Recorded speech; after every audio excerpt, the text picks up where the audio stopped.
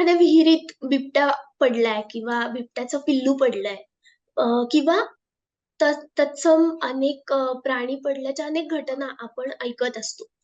पण या वन्यजीवांचं पुढे होतं काय? बऱ्याचदा फॉरेस्टची टीम येते किंवा बचाव पथक येतं आणि त्यांचा रेस्क्यू करतं. हाच रेस्क्यू म्हणजे नेमकं काय असतं आणि त्याचा संपूर्ण प्रवास आज आपण बचाव पथक करणाऱ्यांकडूनच ऐकणार आहोत. महा-एम-टी-व्ही वाईल्डलाईफ टॉक शोमध्ये आजचा आपला विषय आहे रेस्क्यू आणि वन्यजीवांच्या दृष्टीने विचार केला तर रेस्क्यू ही एक अत्यंत महत्त्वाची गोष्ट आहे. म्हणून आपण हा विषय चर्चासत्रासाठी घेतलेला आहे. आणि यामध्ये आपल्यासोबत संवादासाठी आले आहेत Nachiket Utpat, rescue charitable trust Pune इथे ते काम करतात आणि आज ते आपल्याला रेस्क्यू बद्दल सांगणार आहेत. सर नमस्कार आणि महा एम-टी-व्हीमध्ये खूप खूप स्वागत. थँक्यू, धन्यवाद. भारी वाटतं इकडे येऊन. अ, तर आपण वाईल्डलाईफ टॉक शो करतोय आणि रेस्क्यू हा विषय चर्चेसाठी घेतलाय. याबद्दल कसं वाटतंय पहिले तर? फार छान वाटतंय कारण या या विषयाकडे लाईक यू सेड किंवा या पर्टिक्युलर हा पूर्ण जो एरिया आहे म्हणजे रेस्क्यू आणि तुम्ही एक छान मुद्दा मांडलात सुरुवात करताना की रेस्क्यू ही जनरली पहिली पायरी असते. रेस्क्यू नंतर या प्राण्यांचं काय होतं हे भरपूरदा फार महत्वाचा मुद्दा असतो. सो या एकंदरीतच या सगळ्या विषयाकडे कोणीतरी लक्ष देत आहे आणि त्याबद्दल आता बोललं जातंय हे बघून फार बरं वाटतंय. More and more people are getting aware of it. जास्तीत जास्त लोकांना याची माहिती मिळतीये किंवा पोचण्याचा प्रयत्न होतोय हे बघून फार छान वाटतंय. आणि यु नो आय मीन हे फील्ड इव्हॉल्व्ह होतंय खूप अजून. 1970च्या दरम्यान वगैरे रेस्क्यू आणि रिहॅबिलिटेशन हा कॉन्सेप्ट आपल्या देशाला कळला, वन्यजीव संरक्षण कायदा ज्या वेळेला आला त्याच्यानंतर. त्यामुळे अजूनही आम्ही सुद्धा दिवसेंदिवस बेटर टेक्निक्स, अजून व्यवस्थित गोष्टी कशा करता येऊ शकतात या सगळ्या गोष्टी सेट होत आहेत. त्यामुळे it's good that this field is getting exposure. Okay, nice. So we are also glad to have you here. तर आपण रेस्क्यू ठीक आहे हा शब्द अनेकदा ऐकतात, पण सामान्य माणसांना फारसा माहिती नसतो. तर आपण तुम्ही आधी आम्हाला ते सांगा की रेस्क्यू एक्झॅक्टली कशाला म्हणतात?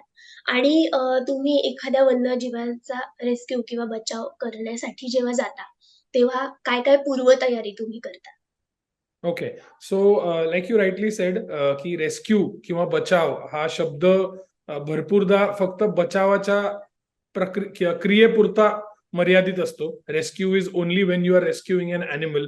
कैकदा वाईल थिओरिटिकली किंवा डिक्शनरीच्या अर्थाप्रमाणे ते जरी बरोबर असलं तरी सुद्धा a rescue is only complete when an animal goes back to its natural habitat. जेव्हा प्राणी बचावानंतर परत त्याच्या नैसर्गिक अधिवासात जाऊ शकतो त्याला पूर्ण रेस्क्यू म्हणतात. आणि मग त्याच्यासाठी मध्ये बऱ्यापैकी पावलांची गरज असते. म्हणजे रेस्क्यू झाल्यानंतर त्या प्राण्याला कशाची गरज आहे ही ओळखून ती मदत त्या प्राण्याला करून देणं. मग जर त्याला फार इजा झालेली नसेल तर ideally in an ideal rescue तो प्राणी लगेचच रिलीज झाला पाहिजे त्याच हॅबिटॅटमध्ये किंवा त्याच अधिवासामध्ये जिथे तो सापडलाय तिथे, कारण तो त्याचा अधिवास असतो. पण कैकदा त्यांना वैद्यकीय मदतीची गरज लागते. कैकदा त्यांना अशा गोष्टी लागतात ज्या त्यांना निसर्गात मिळणं शक्य नाहीये. सो त्यामुळे त्या गोष्टी करणं किंवा त्या गोष्टींसाठी त्या उपलब्ध करून देणं त्या प्राण्यांना भरपूरदा गरजेच्या असतात. त्यामुळे रिहॅबिलिटेशन किंवा पुनर्वसन हा एक खूप महत्वाचा भाग ठरतो रेस्क्यू प्रक्रियेनंतर. त्यामुळे प्राणी एक मोठा फरक, आणि आम्ही जनरली लोकांना पण आमच्या जागरूकतेच्या सत्रांमध्ये सांगतो की माणूस ज्या वेळेला एखाद्या हॉस्पिटलमध्ये ऍडमिट होतो तो बरा झाला मेडिकली की ही कॅन गो बॅक, आणि त्याच्या घरी त्याचे आई वडील घरचे असतात त्याची काळजी घेण्यासाठी. इव्हन पाळीव प्राण्यांसाठी त्यांची काळजी घेणारा कोणीतरी असतं, पण वन्य प्राण्यांसाठी तसं कोणी नसतं. त्यामुळे तो केवळ वैद्यकीयरित्या बरा होऊन चालत नाही, तर तो त्याच्या वर्तनातनं म्हणजे बिहेवियरली पण तो फिट झाला पाहिजे. रिहॅबिलिटेट होणं, त्याचं पुनर्वसन करणं हे का गरजेचं आहे? कारण रेस्क्यू करून तो परत सोडलेला प्राणी जर जगू शकला नाही तर या रेस्क्यूच्या सगळ्या प्रक्रियेला काहीच अर्थ राहत नाही. त्यामुळे rehabilitation plays an important role after rescue. आणि तयारीबद्दल म्हणाल तर ऑनेस्टली प्रत्येक रेस्क्यू सिच्युएशन ही वेगळी असते. It is very hard. You can plan all you want, तुम्ही हवी तेवढी तयारी तुम्ही करू शकता. ऑब्व्हियसली एक ढोबळ आम्हाला आता एक साचा कळलेला आहे की अमुक अमुक रेस्क्यूच्या वेळेला अमुक अमुक गोष्टी लागतात, पण तरी there is always a plan A B C I will say, कारण माहिती नसतं तिकडे जाऊन परिस्थिती भरपूरदा वेगळी असते आणि त्यामुळे तयारी सगळ्याचीच ठेवायला लागते. इक्विपमेंट हा फार महत्वाचा भाग होतो, त्यामुळे योग्य इक्विपमेंट, योग्य टेक्निक आणि योग्य अनालिसिस सिच्युएशनचं हे जर केलं तर most of the time rescue हा व्यवस्थित केला जाऊ शकतो. त्यामुळे मला असं वाटतं की एक उत्तर नाही देता येणार की काय तयारी करावी लागते. तयारी ही त्या परिस्थितीवरती अवलंबून असते की कुठला प्राणी आहे, कुठली प्रजाती आहे, कुठल्या परिस्थितीत अडकलाय, आणि so all this depends, all this sort of dictates की काय प्रिपेअर्डनेस लागेल. बरोबर.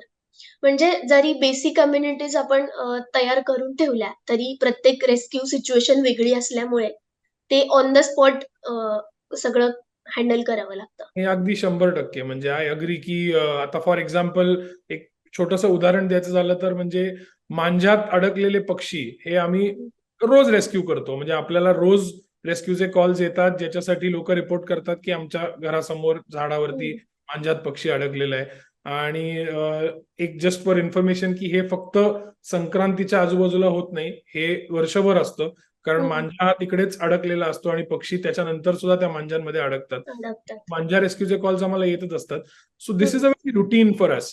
पण आम्हाला अशाही परिस्थिती आलेल्या आहेत की मांजात अडकलेला पक्षी हा अशा ठिकाणी अडकलाय, म्हणजे मला आठवतंय एका गार्डनच्या मधोमध एका पामच्या झाडावरती 100 फुटावरती एक कावळा अडकला होता.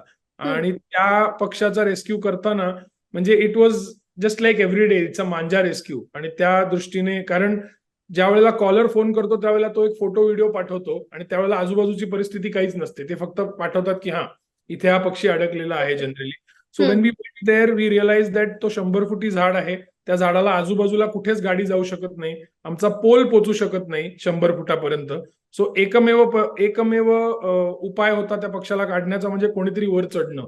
आणि कोणीतरी वर चढणं हे पामच्या झाडावरती, म्हणजे नारळासारखंच, नारळाच्या फॅमिलीतलं झाड आहे, इट्स नॉट दॅट सिम्पल. त्यामुळे then in that case even for the regular most rescue which is a manja rescue, आम्हाला ड्रोन फ्लाय करून दुसऱ्या बाजूला रोप टाकून, रोपला दुसऱ्या बाजूने अँकर करून मग खालनं वर चढून मग तो कावळा काढला होता, which lasted for around 4.5-5 hours. पण आम्ही तिकडे पोहोचलो होतो म्हणून आम्ही एन्श्योर केलं. तो एक मात्र आमचा हे असतो की आम्ही पोहोचलो तर आमच्याकडनं जेवढं होईल तेवढा आम्ही करायचा प्रयत्न करतो. डझंट मीन की आम्ही इमोशनली करतो, डझंट मीन की आम्ही काही झालं तरी बघू आपण करूया. So human safety is never compromised. पण जर with all that in mind, safety in mind, जर त्या प्राण्यासाठी आपण काही करू शकत असलो तर तो प्रयत्न नक्कीच असतो. सो त्यामुळे सांगण्याचं तात्पर्य असं की सगळ्यात कॉमनली असणारा रेस्क्यू सुद्धा कधी कधी इंटरेस्टिंग होऊ शकतो. त्यामुळे you never know the situation आणि त्याच्यावरती ते सगळं डिक्टेट होतं. एक्झॅक्टली. तुम्ही आता खूप मुद्द्यांचा उल्लेख केलात, की तुम्ही भावनेच्या आहारी न जाता, पण तरीही त्यातल्या त्यात सगळं व्यवस्थित कसं करता येईल. अ, त्यात पण मी जितक्या बघितलंय काम, तर मॅनेजमेंट वाईज खूप छान जातो आपण. आणि rescue charitable trust I guess 2007 पासून हे सगळं काम करतेय. सो ओव्हर द इयर्स खूप सक्सेस स्टोरीज पण आहेत. अ, तर एकूणच एन-जी-ओ बद्दल काय सांगाल तुम्ही? Okay, so yes, as you rightly sed 2007 पासून आपला प्रवास सुरू झाला. प्रवास सुरू हा सुद्धा गरजेप्रमाणेच झाला. त्यावेळेला जी गरज होती तिथपासून झाला. भरपूर संस्थांचा होतो तसा की शहरात आढळणारे, कॉमनली आढळणारे कुत्रा, मांजर यांच्या उपचारांपासून संस्थेचा जन्म झालाय. पण गेले 5 वर्ष झाले आता आपण पूर्णपणे वन्य प्राण्यांकडे वळलेलो आहोत. याचं कारण म्हणजे परत ही पण एक काळाची गरज आहे.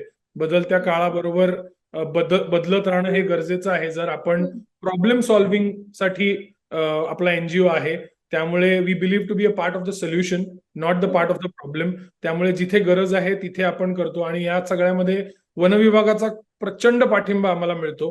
कारण जेव्हापासून आम्ही हे काम करायला लागलोय, obviously forest department plays a की रोल, कारण त्यांच्या मदतीशिवाय या गोष्टी होऊ शकत नाहीत. बी इट प्राणी रिपोर्ट करणं असो और प्राणी रिलीज करणं असो, या सगळ्या गोष्टी या वन विभागाच्या सहाय्याने होतात. सो आपल्या प्रवासात आता गेले 5 वर्ष झाले, मी म्हणलं तसं आपला फोकस पूर्णपणे वाईल्ड लाईफकडे आपण शिफ्ट केलेला आहे. आणि अनेक वेगवेगळ्या परिस्थिती आपल्याकडे आलेल्या आहेत आणि होपफुली अजून जिथे जिथे मदत पोचत नाही आता तिथे पोचवायचा उद्देश आहे. तो कसा त्याच्यावरती म्हणजे we keep trying to think about how we can reach more places, how we can help more animals. मुद्दा प्राण्यांना मदत करण्याचा आहे. तो आम्ही करत असो किंवा आम्ही कोणाला तरी ट्रेन करून ते त्यांच्या त्यांच्या भागात करत असो. That is what we want. Okay. Ultimate goal शेवटी. तुम्ही आता मगाशी पण कावळ्याचा रेस्क्यू किंवा मांजा रेस्क्यू बद्दल सांगितलं. सो अॅनिमल रेस्क्यू आणि प्लस अॅनिमल रेस्क्यूवर तर आपण बोललोच समजा थोडंफार. पण बर्ड रेस्क्यू कसं वेगळं असतं किंवा त्याच्यामध्ये काय काय काळजी घेतली जाते? सो भरपूरदा बर्ड रेस्क्यूचा एक मुद्दा इम्पॉर्टंटली असा येतो की आता मी एक छोटंसं उदाहरण देतो की साप किंवा बिबट्या ह्या प्राण्यांची लोकांना भीती असते. त्यामुळे या प्राण्यांबद्दल लोक पॅनिक होऊन भरपूरदा कॉल करतात, पण ते जवळ जनरली जाणार नाहीत किंवा ते हाताळायचा प्रयत्न करत नाहीत. पण पक्ष्यांच्या बाबतीत कसं होतं, पक्ष्यांच्या बाबतीत बरोबर उलट होतं. कारण पक्षी बघून आपल्याला त्याची दया येते किंवा अरे बापरे त्याला मदत करायची इच्छा होते. त्यामुळे भरपूरदा कॉमनली असं होतं की पक्षी ज्या वेळेला जखमी सापडतो त्यावेळेला पहिली रिॲक्शन असते की त्या पक्षाला काहीतरी खायला घालूया. अरे बिचारा तो कधीपासून पडलाय माहिती नाहीये, त्याला काहीतरी खायला घालणं गरजेचं आहे. आता बऱ्याचदा आपण दैनंदिन जीवनातलं उदाहरण द्यायचं झालं तर आपण चालत असताना, मोटरसायकलवर असताना किंवा सायकलवर असताना आपण कधी पडलो, आपल्याला इजा झाली आणि बाजूच्या माणसाने वरण भाताचं ताट आणून आपल्या समोर ठेवलं, तर त्यावेळेला आपल्याला ते खाणं ही आपली गरज त्यावेळेला नसते. सो आपल्याला जसं वाटेल तसंच या पक्ष्यांना त्यावेळेला वाटतं. So what they need is they need medical attention. They don't need food at times. आणि त्यामुळे आपण the only way a common man thinks he can help is through food. आणि त्यामुळे लोकांना ते सांगणं गरजेचं असतं की भरपूरदा पक्षी सापडला की त्यांना सांगावं लागतं की त्याला एखाद्या बॉक्समध्ये ठेवून द्या, आम्ही येऊन पिकअप करतो, पण त्याला काही खायला घालू नका. आणि त्याचा दुसरा तोटा म्हणजे त्यांचा क्रॉप जो आहे, म्हणजे श्वासनलिका आणि अन्ननलिका खूप जवळ असते. त्यामुळे जर बळजबरी खाणं गेलं कधी कधी आणि ते श्वासनलिकेत गेलं तर त्यामुळेही पक्षी भरपूरदा मरू शकतो. सो त्यामुळे कॉमन मॅनसाठी हाच मेसेज आहे की जर तुम्हाला कधी असं काही आढळलं तर it is best that let the professionals do their job. ते फीडिंग खूप केअरफुली करावं लागतं. आम्हाला पक्ष्यांच्या रेस्क्यूमध्ये मांजा हाच सगळ्यात technical so to say rescue येतो. बाकी पक्ष्यांचे रेस्क्यू हे मोस्टली पिकअप्स असतात किंवा लोक रिपोर्ट करतात, पडलेले पक्षी असतात, ते फक्त रिहॅबिलिटेशनसाठी आणावे लागतात. अच्छा.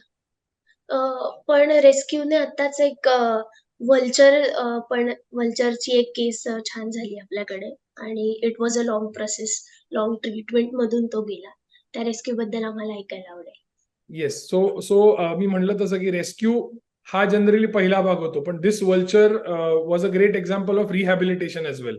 तो आला त्यावेळेला त्याला इंटरनल ब्लिडिंग होतं, त्याचा पाय फ्रॅक्चर होता, त्याचं बोन सरकलं होतं. सो अशा परिस्थितीत रेस्क्यू काय खूप एक्साइटिंग नव्हता, पण रेस्क्यू नंतरची जी प्रोसेस होती ती खूप मेटिक्युलस होती. ती खूप काळजीपूर्वक केली गेली होती. त्या प्रोसेसमध्ये असं झालं की तो आला त्याच्यानंतर पहिले तर सगळ्यात इम्पॉर्टंट मुद्दा असतो की पक्षी स्वतःहून किंवा प्राणी कुठलाही स्वतःहून खातोय की नाही, फीड घेतोय की नाही.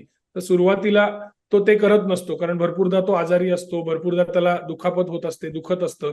सो या परिस्थितीमध्ये कैकदा असं होतं की ते पक्षी लगेचच खायला लागत नाहीत. मग थोडेसे पेनकिलर्स ज्या वेळेला जातात, थोडीसं त्यांची वेदना कमी होते, तेव्हा ते खायला लागतात. तसं याने केलं.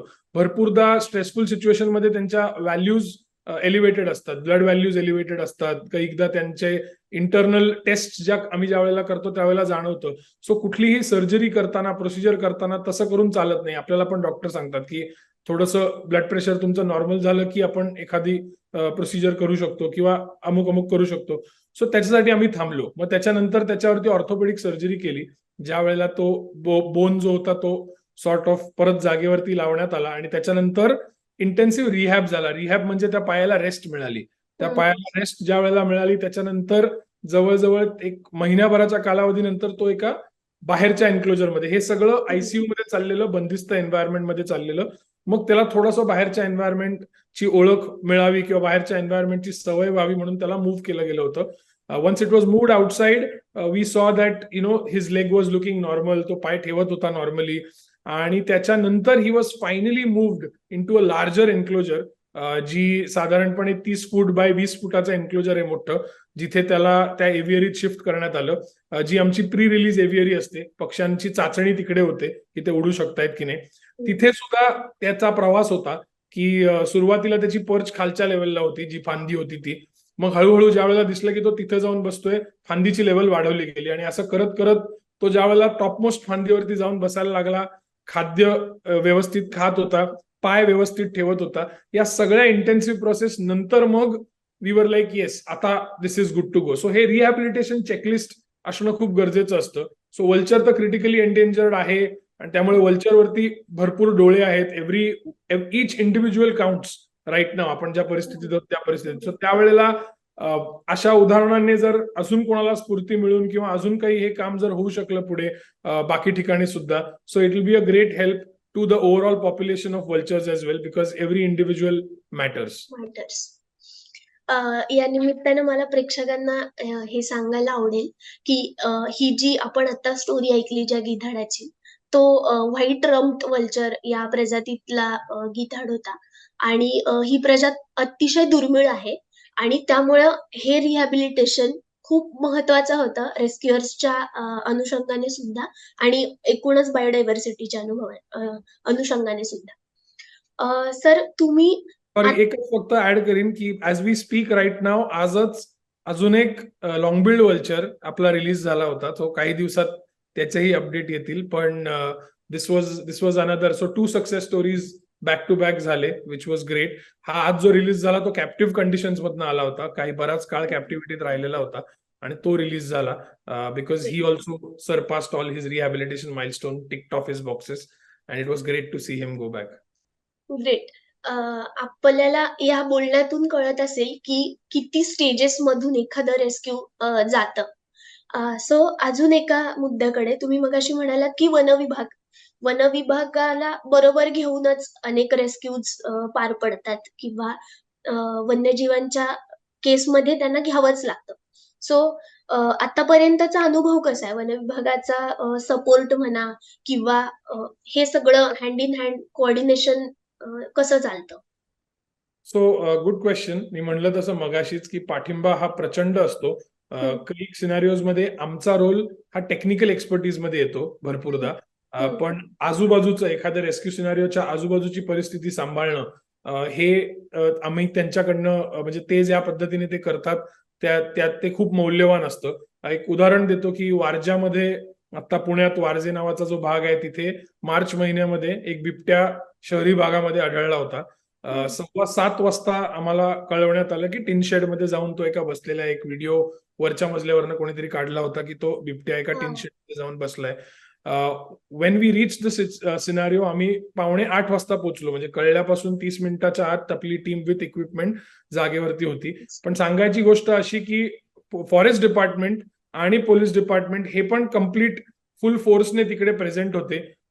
लोकांचा जमाव जो होता तो कंट्रोल करणं, जे त्यांनी एवढ्या बखुबी केलं, ज्याच्यामुळे रेस्क्यू टीम तिथे पोहोचून वेळेत काम करून आम्ही 1 तासाच्या आत तो बिबट्या रेस्क्यू करून 1,500-2 हजाराच्या वस्तीच्या भागामधनं इझिली निघू शकलो. त्यामुळे प्रचंड पाठिंबा असतो त्यांचा. नॉट जस्ट दिस, प्रत्येक प्राणी रिलीजच्या अगोदर सुद्धा रिलीज अप्रूव्ह करणं, तो प्राणी परत जाऊ शकतो ह्याच्यासाठीचा त्यांचा जो पाठिंबा असतो तो भरपूरदा कायमच आम्हाला खूप मौल्यवान असतो. कारण मी म्हणलं तसं every wild life is state government property. आपल्या मनातनं कितीही आपल्याला करुणा वाटत असली तरी सुद्धा एखादी खार सुद्धा तुम्ही घरी ठेवली तरी ते legally, I mean it's illegal to keep that at home. So the reason being, कारण ऑब्व्हियसली त्या प्राण्याच्या काही गरजा असतात. सो त्यामुळे कैकदा आपण रेस्क्यू केल्यानंतर ती योग्य हातात जाणं ही गरजेचं असतं, कारण तरच त्याचा complete end to end result येऊ शकतो. सो फॉरेस्ट डिपार्टमेंट शिवाय हे काम होऊच शकत नाही आणि फॉरेस्ट डिपार्टमेंट आहे आणि त्यांच्या बरोबर, like we always say, we work together as a team. टाळी दोन्ही हाताने वाजते, त्यामुळे दोघांशिवाय हे काम होऊ शकत नाही. आम्हाला जिथनं जमतं तितकं आम्ही ट्राय करतो मदत करायचं. आणि बट या, I mean it's forest department and rescue together that works. आता तुम्ही गर्दीचा उल्लेख केलात, तर तोच माझा पुढचा प्रश्न होता खरं तर, की बऱ्याचदा बिबट्या दिसला विहिरीत किंवा कुठेही, तर खूप सामान्य माणूस खूप लवकर पॅनिक होतो. मागे एक आपण माऊस डिअरचं केस बघितली. तर तो तर भर बाजाराच्या याच्यामध्ये माऊस डिअर फिरत होता आणि ते त्याला घाबरले जरी नसले लोकं, तरी काहीतरी अ, वेगळी आणि उत्सुकता पूर्ण गोष्ट असल्यामुळे तिथे खूप लवकर गर्दी जमा होते. मग तो क्राउड कंट्रोल करणं हे पहिल्यांदा काम अ, येतं रेस्क्यूअर्सला other than focusing on the animal or something. बरोबर, बरोबर. सो सामान्य माणसांना काय करायला पाहिजे? एकतर पॅनिक न होण्यासाठी सुद्धा आणि तुम्ही मगाशी पक्ष्यांचं उदाहरण दिलंत, की ते लगेच खायला घालायला जातात काहीतरी किंवा असं काहीतरी. सो ह्यांनी काय-काय काळजी घेतली पाहिजे? सो सिच्युएशन म्हणजे परिस्थिती ही भरपूर प्रजातीवरती डिपेंडंट आहे. मी काही प्रजातींचं उदाहरण देतो. जर साप असेल, तर कैकदा सापासाठी रिॲक्शन ही पॅनिक्ड असते कैकदा. कारण साप म्हणलं की मनात भीती असते एका प्रकारची. सो भरपूरदा हे जाणून घेणं गरजेचं आहे की इन एनी सिनारिओ कुठलाही प्राणी असला तरी पहिले तर स्वतःची सेफ्टी बघणं हे गरजेचं आहे. In this day and age of social media hmm, प्रत्येकाला हवंय की मी पहिला असो, मला फोटो किंवा व्हिडिओ काढावा आणि हे व्हायरल व्हावं. हं, सो त्यामुळे स्वतःची सेफ्टी पहिले तर बाळगणं खूप गरजेचं आहे हं, आणि प्राण्याला रिस्पेक्ट देणं तेवढंच गरजेचं आहे. भरपूरदा काय होतं की आपण तो 2 मिनिटाचा किंवा 15 सेकंदाचा व्हिडिओ काढण्यासाठी we cross that comfort zone of an animal आणि भरपूरदा त्यातनं प्राण्याची रिॲक्शन येते. सो त्यामुळे बरोबर. प्राण्याला रिस्पेक्ट, प्राण्याच्या स्पेसला रिस्पेक्ट द्या. पॅनिक होऊ नका, पण इमिजिएटली इन्फॉर्म करा. It doesn't have to be की तुम्ही पॅनिक होणं गरजेचं आहे, पण इन्फॉर्म तुमच्या भागामध्ये तुमच्या आजूबाजूला जरी डायरेक्टली कुठली रेस्क्यू टीम नसली तरी हं, वनविभागाचा 1926 नंबर हा ऑलवेज चालू असतो. आमचे हेल्पलाईन नंबर्स आहेत ज्याच्यावरती कैकदा you can you know definitely call. आमच्या हेल्पलाईन सुद्धा 24 तास चालू असतात. सो हं, these are always available. So like I said, it depends on what species it is. जो जो प्राणी आहे त्याप्रमाणे काळजी घेणं गरजेचं आहे. जर ज्या प्राण्यापासून संभाव्य आपल्याला धोका वाटतोय तिथे सगळ्यात पहिले तर स्वतःची काळजी घेणं गरजेचं आहे. हं. त्यामुळे ते फार महत्वपूर्ण होतं आणि ज्या प्राण्याबद्दल आपल्याला भीती वाटत नाही त्या प्राण्याबद्दल प्राण्याची काळजी घेणं गरजेचं आहे. जे पक्ष्यांच्या बाबतीत वगैरे होतं की कैकदा खूप हँडल केला जातो, कधी कधी फोटोसाठी उचलले जातात. अजगर दिसला तर 8 लोक धरून अजगर धरतात. It is not good for the animal to do it. So भीती आपल्याकडे 2 टोकं असतात. कधी कधी भीती असली की खूप पॅनिक होतात आणि एकदा कळलं की हा प्राणी काही करत नाहीये मग तो एकदमच फ्रेंडली होऊन जातो आणि मग त्याला हाताळलं जातं. हं, सो देयर हॅज टू हं. Be somewhere in the middle where you give that animal due respect. Don't panic but give animal the due respect and call the nearest forest department or a rescue organisation that you need and you will definitely get help. तुम्ही जे म्हणालात, की पिल्लं उचलतात, मग त्याच्याबरोबर photo काढतात. तर हे मी स्वतः बघितलंय. अ, मी जुन्नर भागातली असल्यामुळे अ, शुगरकेन लेपर्ड्स खूप आहेत आमच्याकडे आणि शेतात ऊस तोडणी चालू असताना किंवा काय असं पिल्लं जर आढळली, तर खूप लहान मुलांनी सुद्धा एवढी-एवढीशी पिल्लं हातात घेऊन फोटोज काढले. व्हिच व्हिच रिअली काय म्हणू शकतो, डिस्टर्ब करतात त्या पिल्लांना किंवा काय. तर करेक्ट. अशा अनेक केसेस होत असतात. अ, आपण पुढे जाऊयात. तुम्ही टेक्निकॅलिटीज बद्दल बोललात मगाशी, की एक टेक्निक रेस्क्यूमध्ये सांभाळणं खूप गरजेचं असतं. अ, तर त्या निमित्ताने टेक्निकली काय-काय गोष्टी योग्य आहेत आणि काही अयोग्य आहेत. योग्यपेक्षा योग्य मगाशी आपण म्हटलो तसं ते सिनारिओ वाईज बदलत जातं. पण काही वेळा रेस्क्यू करायच्या ह्याच्यामध्ये घाईमध्ये म्हणा किंवा काय, चुकीची पावलं उचलली जातात. तर त्याबद्दल असे काही अनुभव किंवा काय सांगता येईल? करेक्ट. सो म्हणजे मुद्दा खूप चांगला आहे कारण आम्हाला हा अनुभव दिवसेंदिवस रोजच येत असतो. मी असंही म्हणेन पुढे जाऊन की I would not like to jump the gun and say that सगळे हे मुद्दाम चुकीचं करतात. हं, कैकदा हं. चुका या होतात या अनवधानाने होतात. बरोबर. कैकदा माहीत नसतं म्हणून चुका होतात.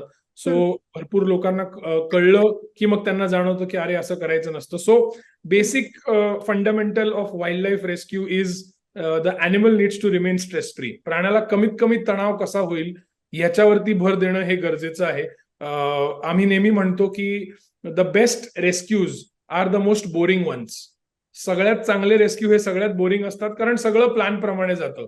कुठल्याही प्रकारचा प्राण्याला त्रास होत नाही, कुठल्याही प्रकारची ऍक्शन त्याच्यात होत नाही, कुठल्याही प्रकारचा थरार त्यात दिसत नाही, कारण तो प्लॅन्ड रेस्क्यू असतो. So if it is a planned rescue, it can be as simple as एखादा धामणीचा रेस्क्यू एखाद्या घरातनं करणं, किंवा एखाद्या गव्याचा रेस्क्यू एखाद्या शहरातनं करणं. If there is plan involved in it, the rescue will go, I mean most of the things will go as per planned and it will look boring to you. पण a boring rescue is a good rescue, म्हणजे सगळं plan प्रमाणे गेलेलं आहे.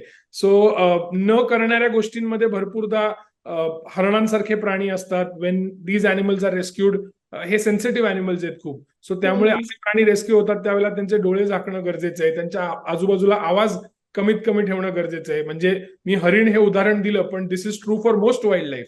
कारण या प्राण्यांना माणसाच्या हाताळण्याची सवय नसते. या प्राण्यांना अजिबात, म्हणजे जरी अगदी तो कावळा जरी असला जो रोज माणसाला बघतोय, पण ज्यावेळेला तो धरला जातो त्यावेळेला तो स्ट्रेसमध्ये जातो.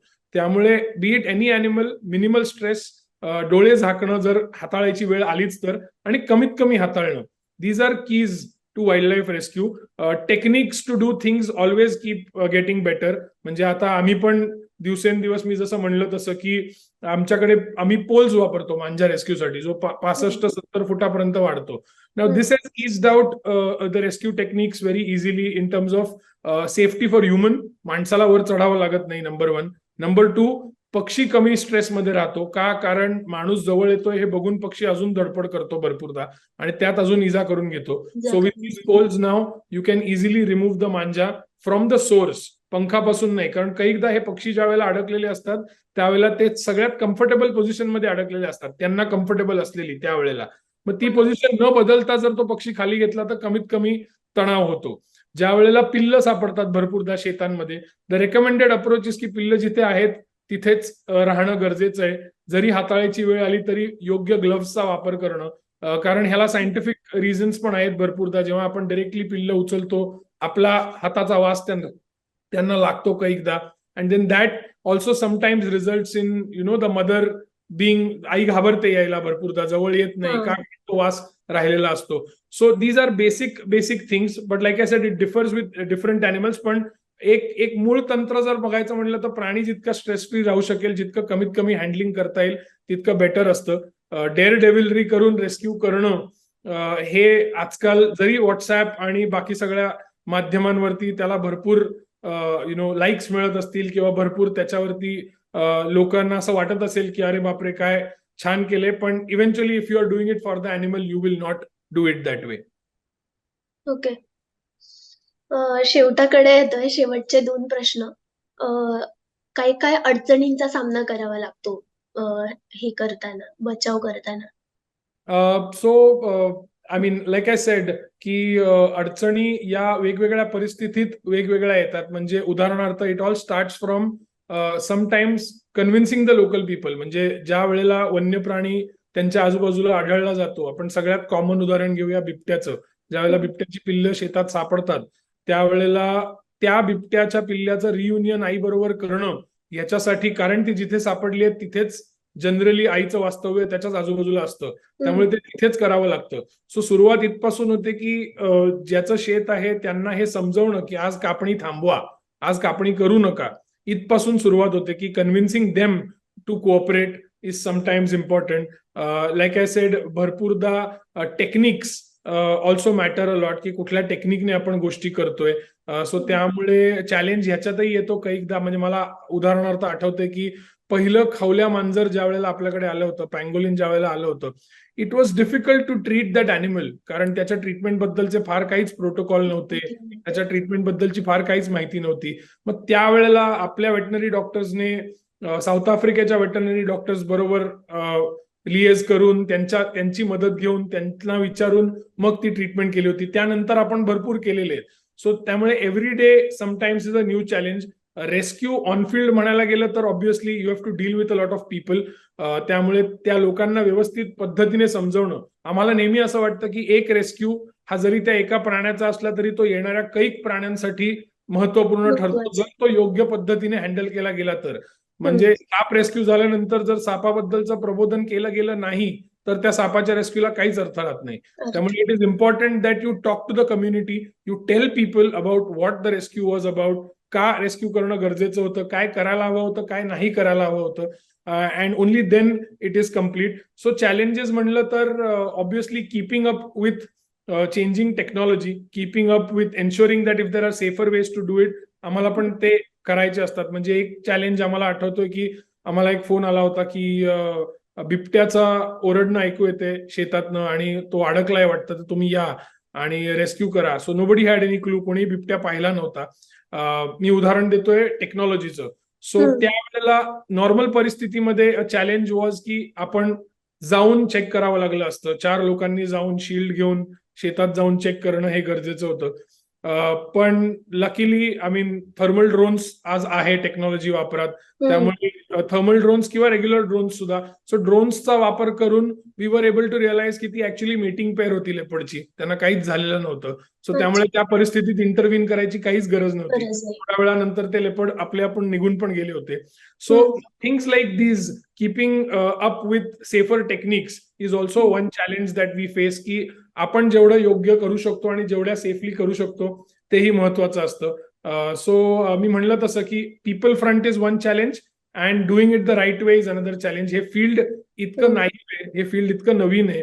या फील्डमध्ये एसओपीज वगैरे आम्ही आता आमच्या पद्धतीने जेवढं जमतं तेवढं एसओपीज लिहायचा प्रयत्न करतो. म्हणजे सगळ्यात कॉमन दिसणारा प्राणी जरी असला, उद मांजराचं पिल्लू लहानाचं मोठं करायचं म्हणलं तरी कुठल्या स्टेजला कुठले माइलस्टोन सेट करायचे तिथपासूनचा चॅलेंज येतो भरपूरदा.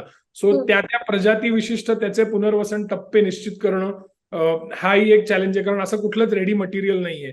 आपल्याकडे झूचं मटेरियल आहे की झू मध्ये एखादा प्राणी कसा वाढवायचा आणि वाईल्ड मध्ये प्राणी कसा राहतो, पण ह्याच्या मध्ये जिथे आम्ही येतो त्या परिस्थितीतले प्रोटोकॉल्स डेव्हलप करणं, that is also one challenge to ensure that we do it the right वे.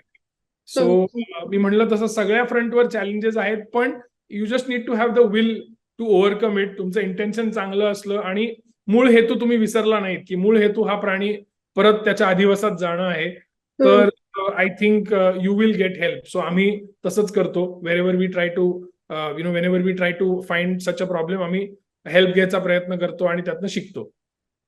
नक्कीच. मी मगाशी म्हटलं तसं रेस्क्यू चॅरिटेबल ट्रस्ट बरीच वर्ष काम करत आहे आणि आपण मगाशी वल्चरच्या केस स्टडी बद्दल पण बोललो. पण जाता-जाता आम्हाला रेस्क्यू सिटीच्या अजून काही सक्सेस स्टोरीज जसं लेपर्ड रियुनियनचा तुम्ही उल्लेख केलात. त्याच्यानंतर गवा रेस्क्यू झाला आता मागे तळोज्यातून पनवेलमधून जो गवा आला होता त्याचं. त्याचंही खूप सुंदर रेस्क्यू झालं. सो अशा काही माइलस्टोन सक्सेस स्टोरीज आम्हाला ऐकायला नक्की आवडतील. सो या आय मीन तसं तसं पाहायला गेलं तर it is very difficult, because आमच्यासाठी every animal the moment it goes back it's sort of a success story. But yes, some critical species that demand some more attention, like आपण vulture बद्दल already बोललो. बिबट्या reunion हा concept just for everyone it is important to know की का करणं महत्वाचं आहे. Every reunion is actually a success story for us, कारण हा प्राणी आत्ता अशा परिस्थितीला आहे की there is a lot of over capacity that we have for these animals. म्हणजे कॅप्टिव्हिटी ते प्राणी कुठे ठेवायचे हा एक खूप मोठा प्रश्न आपल्या समोर आहे. त्यामुळे every leopard reunion that happens आणि प्रत्येक पिल्लू जे आई बरोबर परत जातं is a success story in it self. त्यामुळे रियुनियन्स होणं, त्यात येणारे भरपूरदा म्हणजे चॅलेंजेस. आम्हाला आठवतंय की एक लेपर्ड रियुनियन आपण केलं होतं सिंधुदुर्गामध्ये. तिथे असं झालं होतं की म्हणजे तो हे होता मेलनिस्टिक लेपर्ड होता, पिल्लू मेलनिस्टिक होतं आणि ते सापडलं होतं, पण ते इतक्या आत होतं की तिथे मोबाईल नेटवर्क नव्हतं, ना कनेक्टिव्हिटी होती. सो लाईव्ह मॉनिटरिंग कॅमेरा लावून आई कधी येतेय हे कळणं फार डिफिकल्ट होतं. सो मग त्यावेळेला आम्हाला आठवतंय की गाडीचा रिव्हर्स कॅमेरा वापर करून त्याची 100 मीटर केबल वापरून ती केबल तिकडे टाकून त्याच्या थ्रू मॉनिटर करून ते रियुनियन केलं होतं आपण. So it was a success story in itself. Taloja गव्याचं तुम्ही उदाहरण दिलं की MIDC सारख्या इंडस्ट्रियल एरियामध्ये गवा आला होता. त्याला फ्री पॅसेज देणं शक्य नव्हतं. जनरली पहिला अटेम्प्ट आपला तोच असतो की तो फ्री पॅसेज देऊन त्याचा तो प्राणी निघून जाईल, पण त्यावेळेला त्याला शक्य नव्हतं. सो त्यावेळेला त्याला हळूहळू वाट देऊन एका ट्रकमध्ये लोड करून हे सगळं करत असताना प्राणी स्ट्रेस फ्री राहील याची काळजी घेणं खूप गरजेचं असतं. त्यामुळे ते करून ती गोष्ट होऊन तिथल्या तिथे तो प्राणी रिलीज झाला is a great success story. एक मला विशेष स्टोरी आठवतीये ती म्हणजे हायनाची. म्हणजे एक तरसाचं पिल्लू आपल्याकडे सापडलं होतं नाशिकला आणि आयडियली तरसाचं पिल्लू सापडलं तर ते मोठं होऊन कुठल्या ना कुठल्या तरी लाईफ टाईम केअर सेंटरमध्ये जाणार किंवा कॅप्टिव्हिटीत जाणार. पण त्यावेळेला फॉरेस्ट डिपार्टमेंट बरोबर चर्चा करून आम्ही ठरवलं की हिला आपण चान्स देऊया. ही जर वाईल्ड मध्ये परत जाऊ शकली तर. सो सुरुवातीपासूनच तिची तयारी तशी केली गेली. ती फिमेल होती. 400 ग्रामची होती आली तेव्हा आणि ती रिलीज झाली तेव्हा ती 22 किलोची होती. आणि तो जो तिचा प्रवास होता म्हणजे सुरुवातीपासून शेवटपर्यंतचा, म्हणजे सुरुवातीला ऑब्व्हियसली 24/7 लाईव्ह मॉनिटरिंग कॅमेरा लावला. एक हँडलर तिला असाइन केला होता जो कॉन्स्टंटली तिच्या बरोबर असायचा, कारण they need company at that age. मग ग्रॅज्युअली जशी जशी ती मोठी व्हायला लागली तशी तशी राईट एजला तिच्यापासून माणसाचा संपर्क कमी करणं हे पण गरजेचं होतं. आणि मग त्यावेळेला तिला तसं एन्क्लोजर दिलं जिथे माणसाचा संपर्क कमी झाला. परत ते एन्क्लोजर देत असताना ती जशी वाईल्ड मध्ये राहील तशी तिला खड्डा करून गुहा बनवायचा एक ऑपॉर्च्युनिटी दिली. खाद्य तिला थोडंफार जुनं सडकं, कारण तरस हा असा प्राणी आहे जो स्कॅव्हेंज करतो भरपूरदा, त्याला ऑलवेज लाईव्ह प्रे मिळत नाही.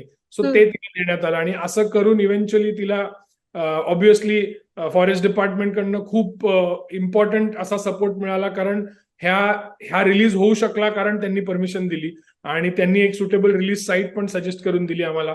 आणि मग ती रिलीज झाली आणि त्याच्यानंतर जवळजवळ 6 महिने आपण तिला ट्रॅक करत होतो and she was doing well. So this was a great success story. This was I don't think, at least I have not seen or we have not come across anything documented like this before. जे stripe टायना बरोबर केलं गेलं होतं. So that was a great, success story that I would say has happened because ह्याने पुढच्या भविष्यातल्या प्राण्यांसाठी एक वाट मोकळी झाली की असंही करता येऊ शकतं. असं नाहीये की केवळ तो झू मध्येच जायला पाहिजे. So it was very important, it was very crucial. ते होणं फार गरजेचं होतं. मला आठवतंय सोलापूरमध्ये ज्या वेळेला झाड पडलं होतं किंवा अजून पण भरपूर ठिकाणी ज्या वेळेला असे प्रसंग मल्टिपल टाइम्स आलेले आहेत, त्यामुळे एक नाही मी कोट करणार, पण झाडं वगैरे ज्या वेळेला पडतात त्यावेळेला भरपूर लहान पिल्लं आपल्याकडे येतात, स्टॉर्क्सची, इग्रेट्सची. मग ती पिल्लं ज्या वेळेला वाढवून ती पिल्लं ज्या वेळेला परत त्यांच्या अधिवासात जातात, each time this happens, this is a success story for us. Because ते त्या ट्रॉमातनं येतात, त्या शॉकमधनं येतात आणि ती परत जाणं हे फार गरजेचं असतं. आणि प्राणी पण भरपूरदा आम्हाला खूप सरप्राईज करतात. म्हणजे त्यांची जी जगण्याची जिद्द असते ना ती कैकदा सगळ्याच्या वरती असते. तुम्ही त्यांना 2 मदतीचे काय म्हणतो आपण म्हणजे हात दिले तर ते पुढे 4 पावलं घेऊन त्यांची रिकव्हरी करतात. आणि आणि हे भरपूरदा झालेलं आहे. म्हणजे ज्या परिस्थितीत आपल्याला वाटतं की या प्राण्याला काहीच चान्स नाहीये त्यावेळेला तो प्राणी अशी काही रिकव्हरी दाखवतो किंवा असा काही सरप्राईज करतो आपल्याला and it manages to go back. So योग्य ती मदत देणं हे गरजेचं असतं. सो त्यामुळे पिसोरी म्हणजे माऊस डिअरचं rehab was a first of its kind. पिल्लू आलं होतं आपल्याकडे, ते रिहॅब होऊन ज्या वेळेला रिलीज झालं, it was an amazing journey that it went through. आम्हाला आठवतंय आम्ही आमच्या एन्क्लोजर मध्ये, कारण mouse deers prefer in dense habitats, आम्ही इतकी झाडं त्या एन्क्लोजर मध्ये त्यावेळेला लावली होती की दिवसा सुद्धा रात्रीचाच फील यायचा, इतकं डेन्स केलं होतं त्यावेळेला. बट दॅट हेल्प कारण त्या प्राण्याला ते खूप कम्फर्टेबल वाटलं आणि मग तो रात्री लाईव्ह मॉनिटरिंग कॅमेराज मध्ये आम्हाला दिसायला लागला. रस्टी स्पॉटेड कॅट्स, जंगल कॅट्स, रियुनियन कधी कधी थोडं चॅलेंजिंग होतं लेपर्ड पेक्षा, कारण हे प्राणी घाबरट असतात बऱ्यापैकी. पण या प्राण्यांना पण आपण सक्सेसफुली रेज करून परत सोडलेलं आहे. पिल्लं सापडतात आणि त्यांना रेज करून परत successfully. This is a success story in itself. So I mean use of technology, right use of technology at the right time. हरणांच्या बाबतीत लेझर आपण वापरतो. सो लेझरमुळे भरपूरदा लेझर थेरपीमुळे भरपूरदा जी वुंड साधारण महिना 1.5 महिना लागू शकते ती 2 आठवड्यात बरी होते आणि तो प्राणी परत जाऊ शकतो fast. So I would say each of this is a success story for us honestly. आणि we keep trying to do better, जेवढं बेटर होऊ शकेल तेवढं. नक्कीच. प्रत्येकाला ज्याचं त्याचं स्वातंत्र्य आहे आणि जगण्याचा अधिकार आहे, असंच आपण म्हणूयात. आणि रेस्क्यू चॅरिटेबल ट्रस्ट आणि ओव्हरऑल सगळेच रेस्क्यूमध्ये जे काही काम करतायत, त्यांच्या कार्याला आज खरंच सलाम करावासा वाटतो. कारण की माणसाच्या आयुष्यावर किंवा अ, काय म्हणू शकतो आपण, डॉक्टर खूप उपलब्ध आहेत. पण प्राण्यांवर काम करणारे तुलनेनं कमी आहेत. सो हे रेस्क्यू असंच चालू राहू देत. हीच शुभेच्छा. तुम्हाला खूप खूप धन्यवाद. तुम्ही आज इथे आलात आणि अ, या टॉक शोमध्ये खूप उत्कृष्ट आणि रंगवून हा खूप महत्त्वाचा विषय सांगितलात. त्यासाठी खूप खूप thank you. Thank you. I am like I said in the start, I am very thankful की हा विषय कोणीतरी मांडतंय आणि ऑब्व्हियसली मी इथे आलोय तरी I am representing my team which is 75+, 75 लोकांपेक्षा मोठी आमची टीम आहे. प्रत्येकाचा वाटा असल्याशिवाय हे होऊ शकत नाही. त्याचबरोबर मी म्हणलं तसं की आम्हाला जेव्हा जेव्हा मदत लागते तेव्हा तेव्हा पोलीस डिपार्टमेंट, फायर डिपार्टमेंट आणि सगळ्यात महत्वाचं म्हणजे फॉरेस्ट डिपार्टमेंट अशा एंटिटीज पण आम्हाला सारख्या मदत करत असतात.